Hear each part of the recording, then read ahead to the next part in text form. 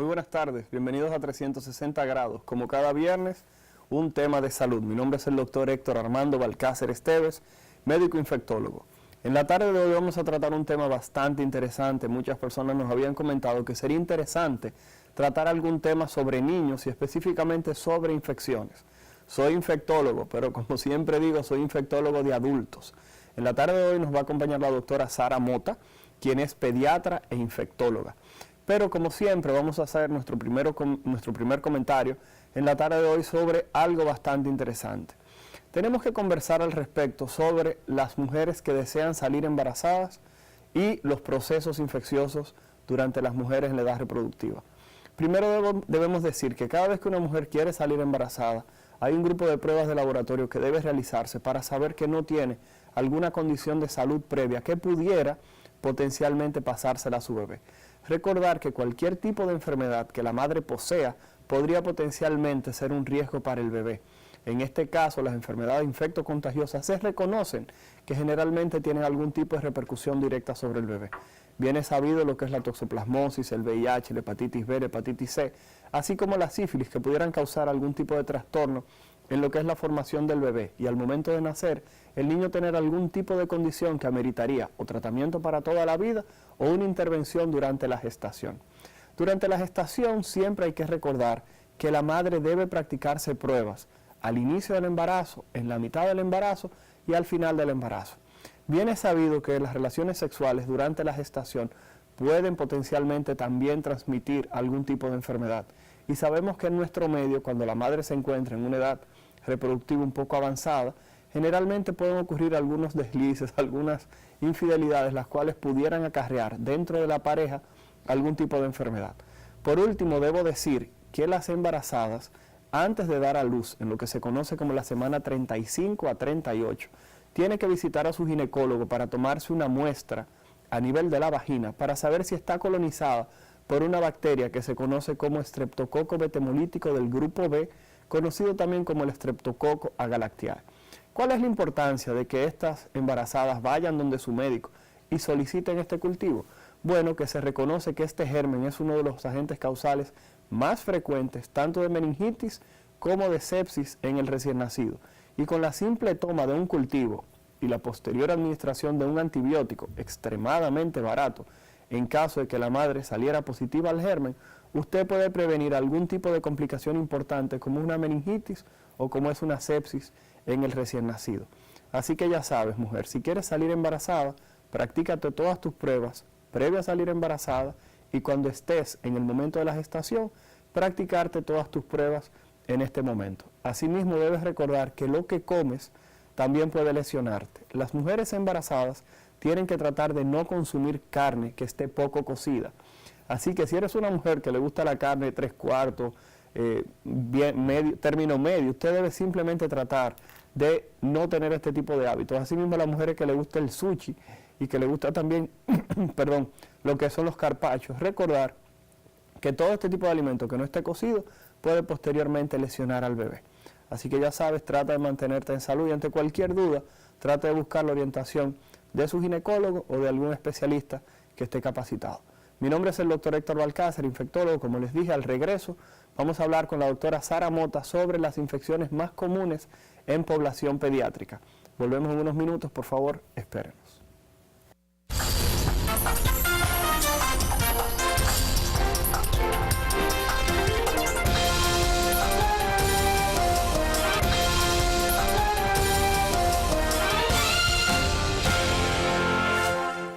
Muy buenas tardes, gracias por quedarse con nosotros. Como dijimos antes de la pausa, tenemos a la doctora Sara Mota, pediatra infectóloga, quien es ya una veterana en los medios de comunicación, ya que quizá el nombre de Sara Mota le suena en varios programas deportivos. La doctora Mota ha participado como comentarista de algunas situaciones. Sara, hoy vamos a conversar específicamente de problemas de salud y la parte del deporte la vamos a dejar de lado. Buenas tardes y gracias por estar con nosotros. Buenas tardes, gracias Héctor por la invitación. Sí, podemos hacer una pausita en el deporte, aunque tan interesante eso, pero vamos a hablar hoy de salud. De salud. Sara, algo que siempre llama la atención es cuando las personas, y es algo que me han preguntado en otras ocasiones, ¿qué es lo que hace un infectólogo? Yo soy infectólogo de adultos, tú eres infectóloga de niños. La pregunta es, ¿en qué momento una madre que nos está viendo dice, tengo que llevar a mi niño o a mi niña donde un pediatra infectólogo? Si pudieras, por favor, informarle a los televidentes de 360 grados, por favor. Bien, mira, eso es una pregunta que haces, es muy interesante, porque realmente en pediatría la mayoría de los problemas que llevan a la consulta a la madre, o sea, que motivan que la madre lleve o el padre a su niño a consulta, usualmente son infecciones. Los niños pasan por muchos procesos infecciosos, sobre todo desde el punto de vista de la vía respiratoria alta. Pero ¿cuándo, digamos, debo llevar a mi hijo al infectólogo? Bueno, digamos, si esas infecciones son muy recurrentes, fácilmente, o sea, a un niño le pueden dar unos 3 o 4 episodios gripales leves al año. Y la Organización Mundial de la Salud estima que a los niños menores de 5 años le van a dar de 3 a 4 episodios de diarrea.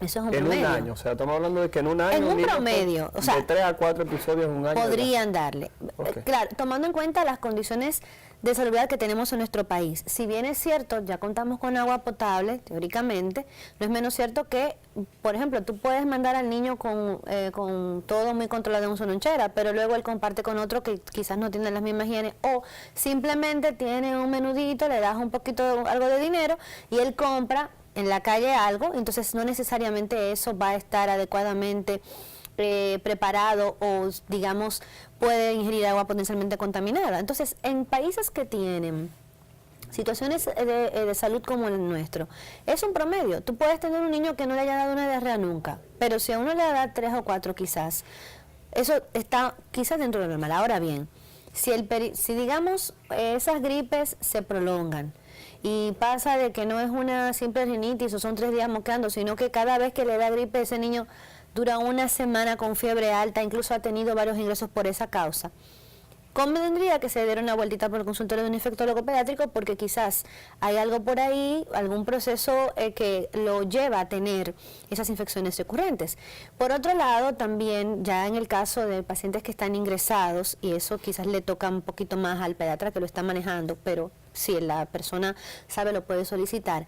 Infecciones complicadas cuando intervienen estas bacterias. Ahorita tú mencionabas, por ejemplo, la bacteria de Streptococcus agarictiae, pero hay otras bacterias, algunas familias del Streptococcus, otros que son primitos lejanos, que por el uso que se hace de antibióticos actualmente se vuelven resistentes.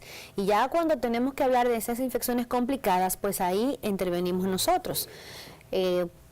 Calculando, indicando algunos antibióticos y combinaciones que generalmente uno utiliza para este tipo de infecciones.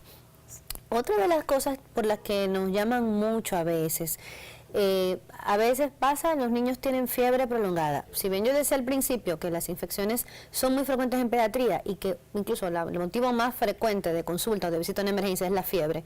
Fiebre te puede durar unos 2 o 3 días, pero ya un paciente que tenga 15 días de fiebre y ya le han hecho analíticas, no se encuentra la causa, se ha tratado y no mejora, eso es también del infectólogo. Y una cosa que se superpone incluso con otra especialidad como la dermatología, que son, por ejemplo, las adenopatías. Las adenopatías o reumas, como la gente le conoce, que son ganglios linfáticos, que generalmente se inflaman por algunas infecciones, muchas veces del mismo ganglio, otras de las zonas en las que el ganglio está, o sea, de las zonas aledañas, porque son parte del sistema de respuesta inmune de nuestro organismo. A veces si esos ganglios crecen demasiado, puede ser secundario a ciertas infecciones que también son mejor evaluadas, mejor tratadas conjuntamente con el pediatra, pero con la intervención del infectólogo pueden ser mejor manejadas también. Sara Mota, una preguntita que siempre existe por ahí es el hecho de que los padres cada vez que llevan a su niño al médico, lo llevan al pediatra, siempre están esperando que su médico cuando salen de la consulta les indique un antibiótico. Porque dicen, yo no quiero llevar a mi niño donde el médico y que me indique un antigripal o que me indique acetaminofén. Si ya yo traje al niño es porque yo creo que está tan mal que tiene que utilizar antibióticos. ¿Existe algún tipo de riesgo mayor en los niños que en los adultos a utilizar antibióticos de manera alegre, como pudiéramos llamarle? Yo diría que existe más riesgo en los niños. ¿Por qué? El uso indiscriminado de antibióticos, como decíamos, como tú sabes, yo estoy segura que ya has tocado este tema en otras ocasiones porque es un dolor de cabeza para nosotros. una preocupación lo de que es la resistencia a los antibióticos. Estas superbacterias que son resistentes a prácticamente todos los antibióticos que disponemos en la actualidad. Entonces, ¿qué ocurre? Un niño también puede ser colonizado, ser infectado por una de estas superbacterias. ¿Y qué ocurre? Y tú no me vas a dejar mentir. La mayoría de los antibióticos, incluso los de última generación que se están utilizando para trabajar estas bacterias, para controlar estas bacterias multiresistentes, son lanzados y son aprobados para adultos. Hay muy pocos de esos aprobados para el uso en niños. Y si acaso en niños mayores de 12 años. Entonces, si yo tengo un bebé de 7 meses con una bacteria, déjame mencionar así un nombre bien raro para que la gente como que se asuste, por una Streptococcus maltophilia o un Acinetobacter, que es resistente a absolutamente todo, y tengo tal vez que utilizar, por ejemplo, una quinolona, por mencionar un antibiótico, que su uso no está recomendado en niños por el efecto que hace, por ejemplo, en el cartílago de crecimiento. Sí. Para que la gente lo entienda, exacto. Si se usa en un niño pequeño, el niño puede quedarse pequeño, puede quedarse chiquito, no crecer como lo esperaba, porque eso afecta donde el hueso se estira para crecer. Eso es afectado por ese antibiótico, por ejemplo. Y así hay otros antibióticos que uno se vería la necesidad de usarlos, quizás si se ve en una situación extrema, pero que originalmente no están recomendados para niños.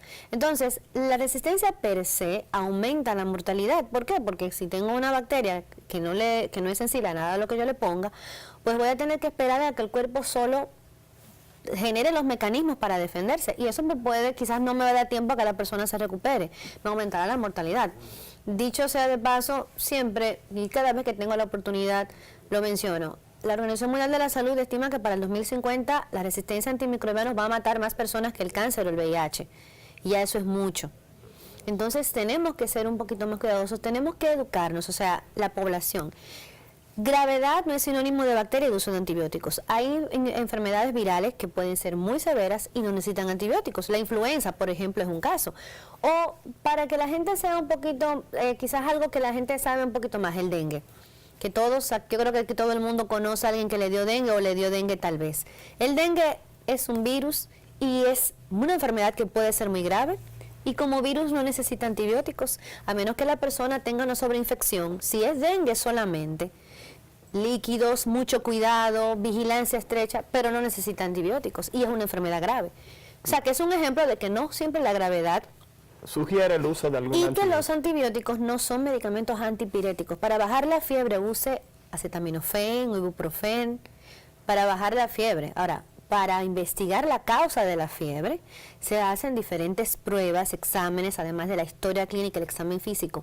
Y si su médico le está diciendo, su pediatra le dice que no necesita antibióticos, créale. Sara, algo que ha llamado mucho la atención en nuestro medio y que es importante que aquellas personas que nos están viendo lo sepan, es la parte de la vacunación. Yo soy una persona que sugiero con cierta regularidad en el programa el asunto de la prevención, y no hay mejor manera de prevenir que utilizando vacunas.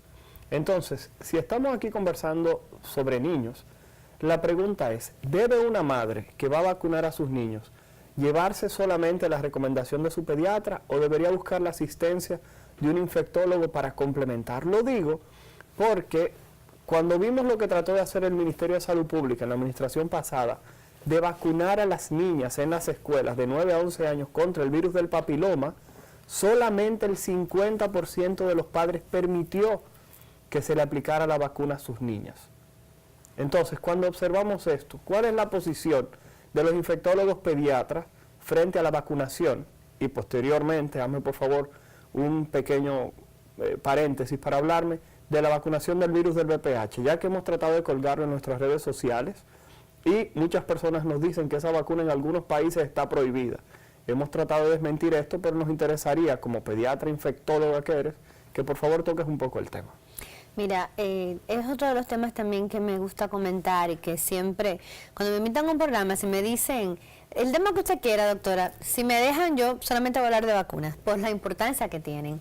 Y precisamente, como dices, la mayoría de los pediatras tienen mucho conocimiento en cuanto a vacunas, porque incluso la idea es que solamente los niños se vacunan. De hecho, nosotros estamos tratando de cambiar un poquito ese concepto y de que la gente entienda que no solamente los niños se vacunan, sino que todas las personas, adultos, o sea, jóvenes, adolescentes, adultos mayores, tienen vacunas que pueden recibir.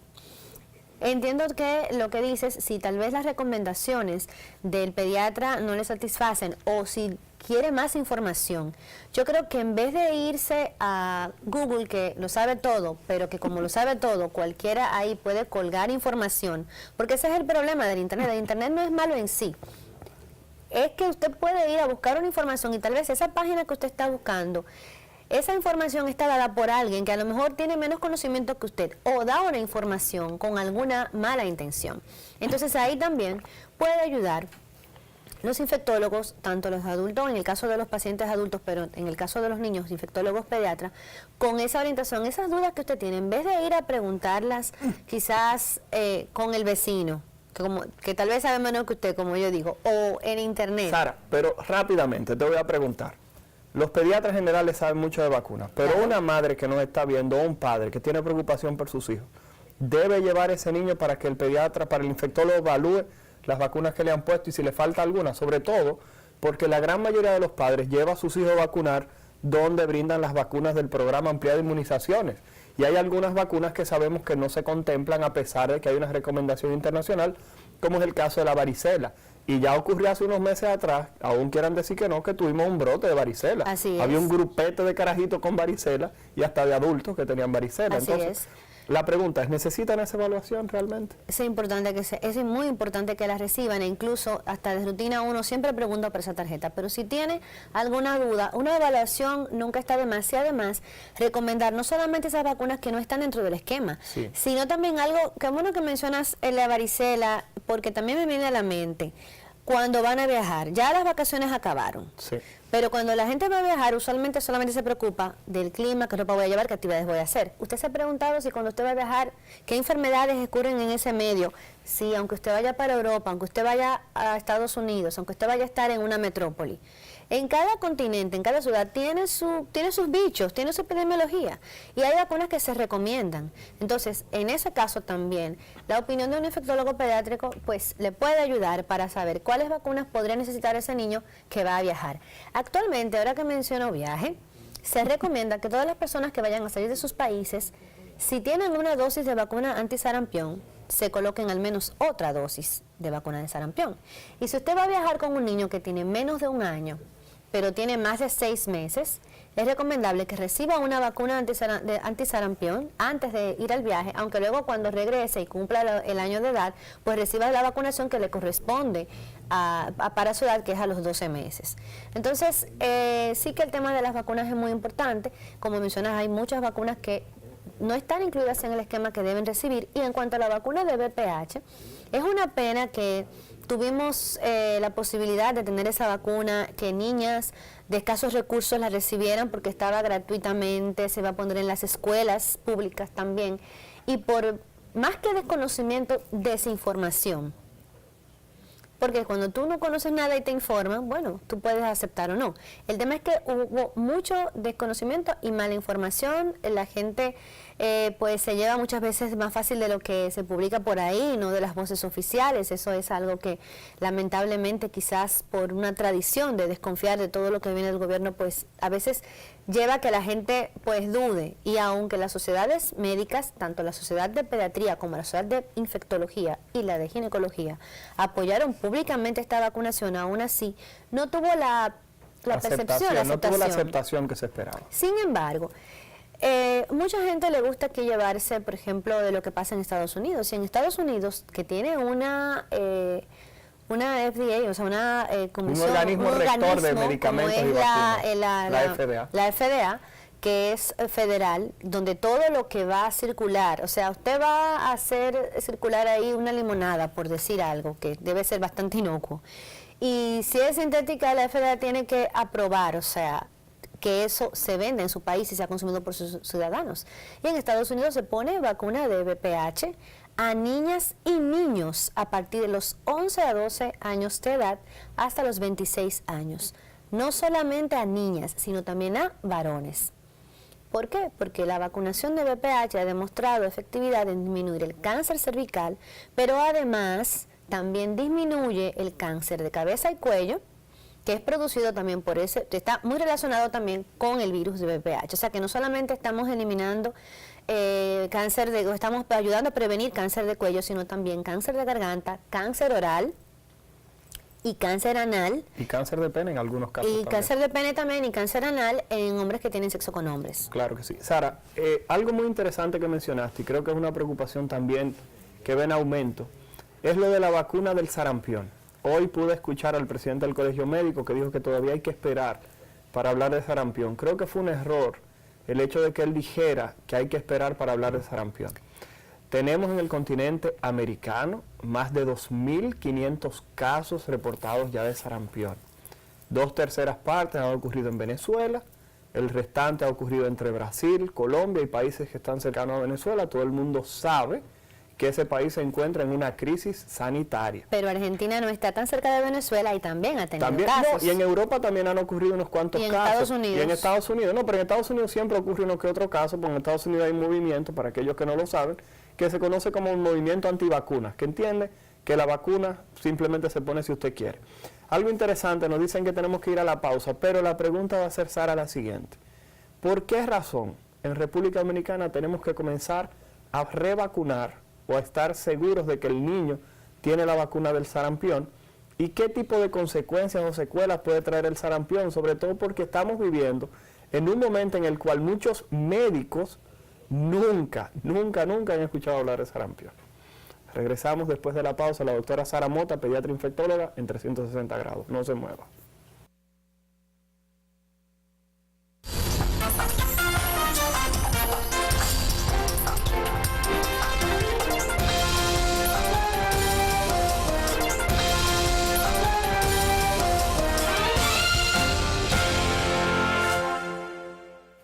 Regresamos a 360 grados, hoy como cada viernes hablando de salud con la doctora Sara Mota, pediatra infectóloga. Sara, dejamos en el tintero, dejamos en el aire la pregunta sobre el sarampión. ¿Por qué tenemos que preocuparnos? ¿Por qué hay que vigilar si estamos vacunados o no? Y los adultos pensar en aplicarnos una dosis adicional a la vacuna que nos pusieron cuando niños.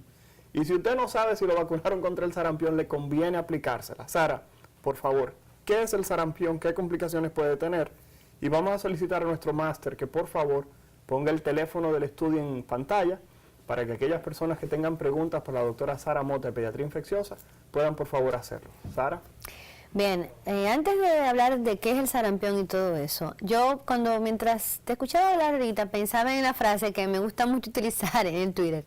Si usted ve a la barba de su vecino arder, ponga la suya en remojo.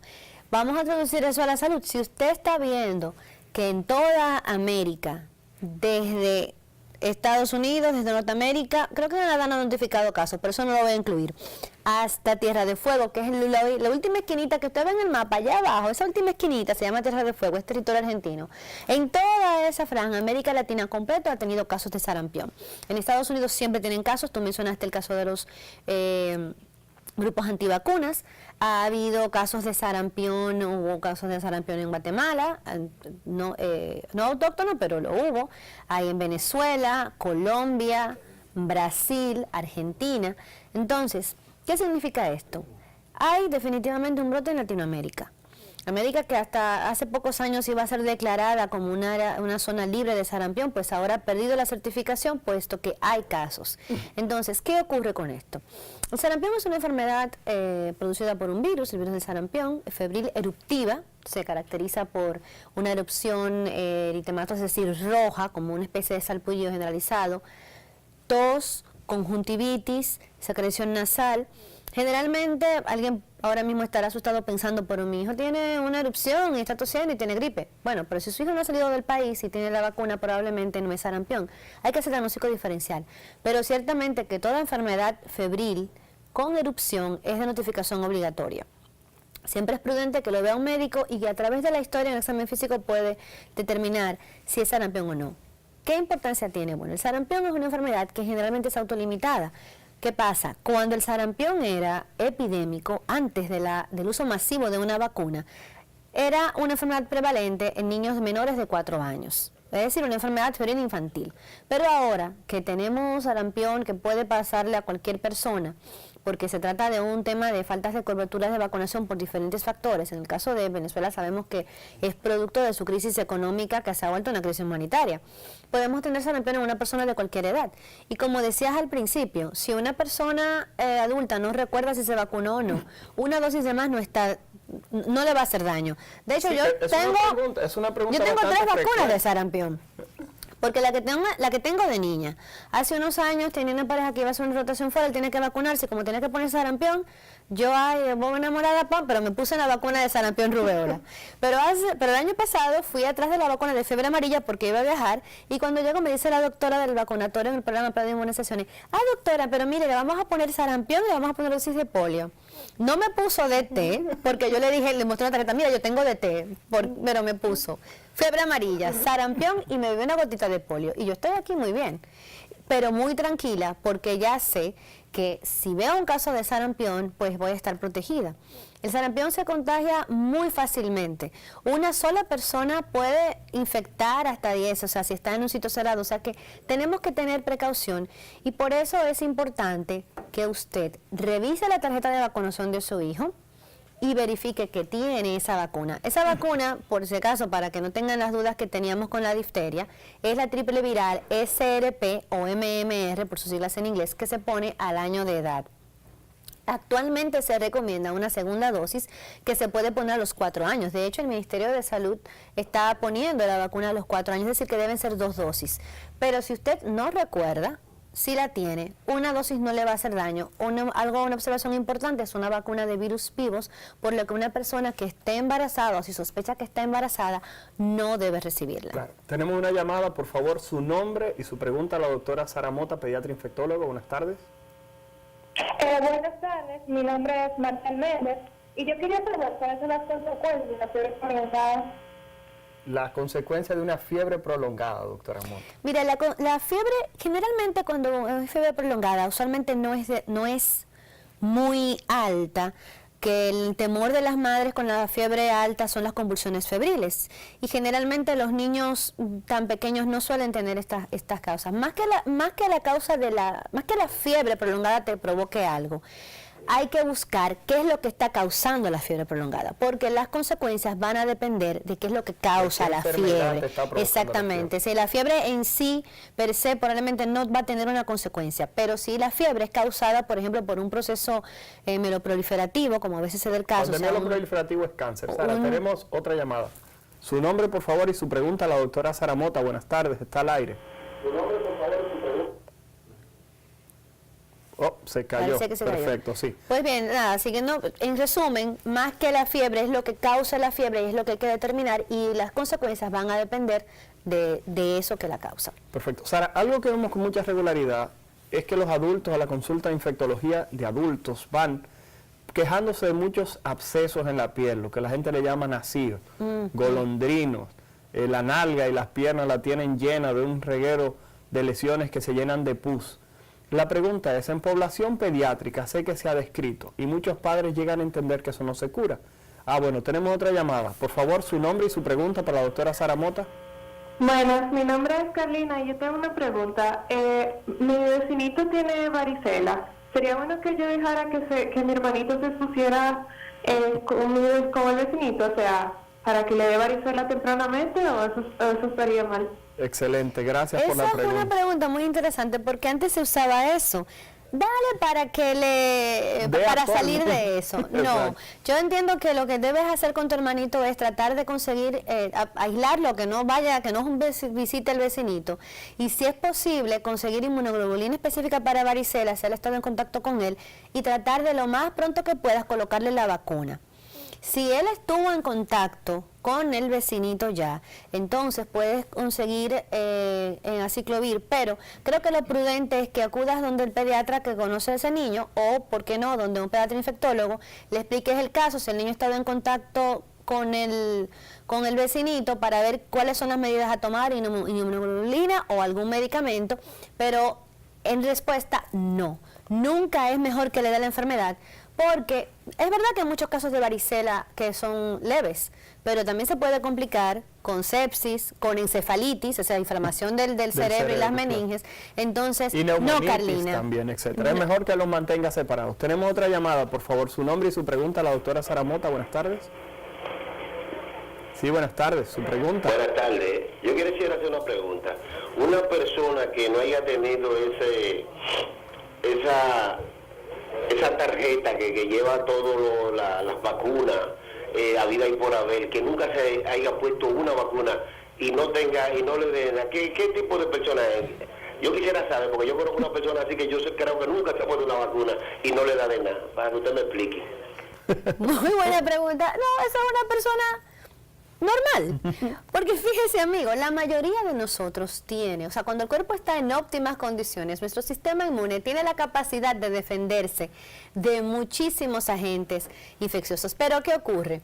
Que es más fácil prevenir que curar, y como uno no lo puede estar haciendo determinación a todo el mundo para saber qué tan bien está su sistema inmune, lo mejor es vacunar a todos.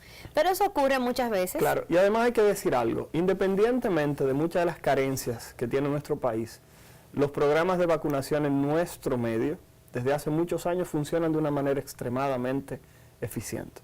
Ustedes pueden ver que en La Loma, en el paraje más lejano de este país, existe una promotora de salud la cual vacuna a todos los niños. Lo que quiere dejar dicho que si él simplemente no está vacunado y los demás sí, y no se cura la enfermedad, él no se va a enfermar. Tenemos otra llamada. Su nombre, por favor, y su pregunta a la doctora Mota.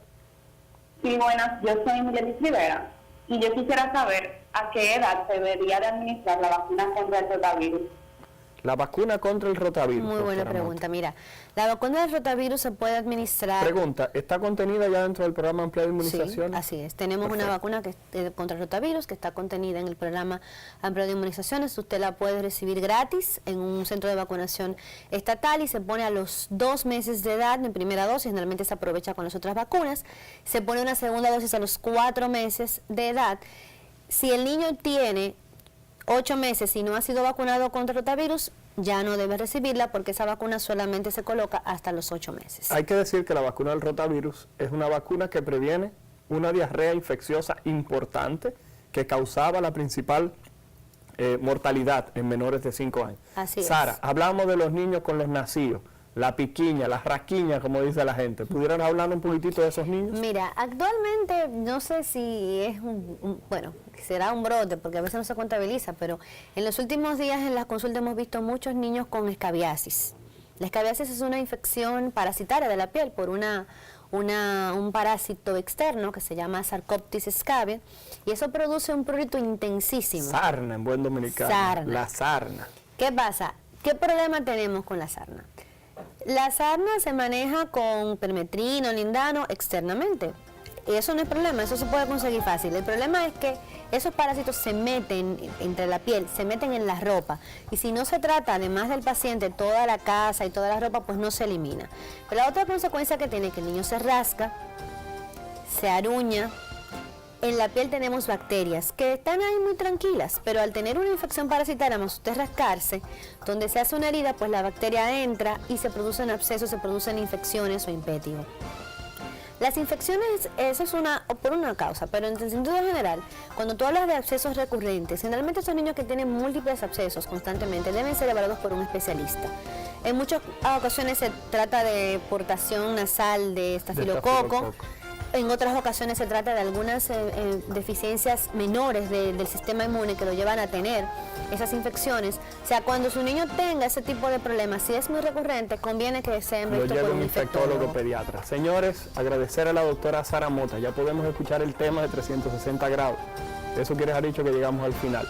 Mi nombre es el doctor Héctor Balcácer, médico infectólogo. Por favor, queremos contar con su compañía el próximo viernes para tratar un tema de salud. Doctora Mota, muchas gracias. Y a ustedes por su sintonía. Nos vemos el próximo viernes.